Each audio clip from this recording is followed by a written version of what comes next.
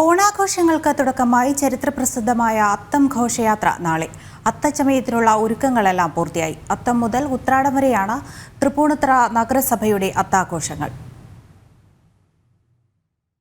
10 ദിവസം നീണ്ടു നിൽക്കുന്ന ഓണാഘോഷങ്ങൾക്ക് ആരംഭമായാണ് അത്തം ഘോഷയാത്ര. രാജകീയ അത്തച്ചമയത്തിന്റെ തുടർച്ചയായാണ് ജനകീയ അത്തച്ചമയ ഘോഷയാത്രയും സംഘടിപ്പിച്ചു വരുന്നത്. പഞ്ചവാദ്യം, ചെണ്ടമേളം, ബാൻഡ് മേളം, തെയ്യം, തിറ, പുലികളി, കാവടിയാട്ടം എന്നിങ്ങനെ 59 ഇനങ്ങൾ ഘോഷയാത്രയിൽ അണിനിരക്കും. 15 നിശ്ചല ദൃശ്യങ്ങളും തയ്യാറാകുന്നുണ്ട്. പൂർണ്ണമായും ഹരിതചട്ടം പാലിച്ചായിരിക്കും ആഘോഷങ്ങളും ഘോഷയാത്രയുമെന്ന് തൃപ്പൂണിത്തുറ നഗരസഭാ ചെയർപേഴ്സൺ രമാ സന്തോഷ് പറഞ്ഞു.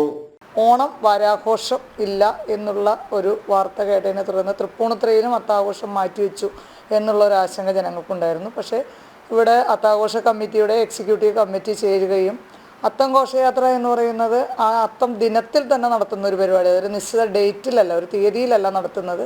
ചിങ്ങമാസത്തിലെ അത്തം നാളിലാണ് നടത്തുന്നത്. അപ്പോൾ അതുകൊണ്ട് അത് മാറ്റിവെക്കുക എന്നുള്ളത് പ്രായോഗികമായ ഒരു കാര്യമല്ല.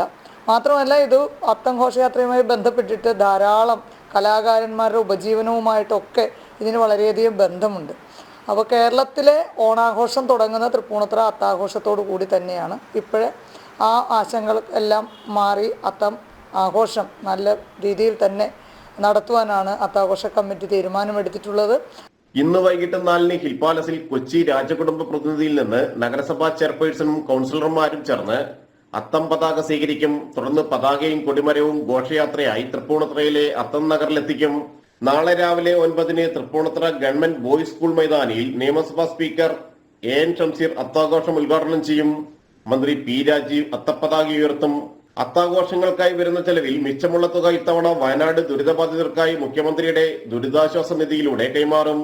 വയനാട് ഉരുൾപൊട്ടലിന്റെ പശ്ചാത്തലത്തിൽ ഘോഷയാത്ര ഉപേക്ഷിക്കണമെന്ന ആവശ്യവും ഉയർന്നിരുന്നെങ്കിലും ആഘോഷത്തിനപ്പുറം കാലങ്ങളായി തുടരുന്ന ചടങ്ങെന്ന നിലയിൽ ഘോഷയാത്ര നടത്താൻ തീരുമാനിക്കുകയായിരുന്നു. ജനം, കൊച്ചി.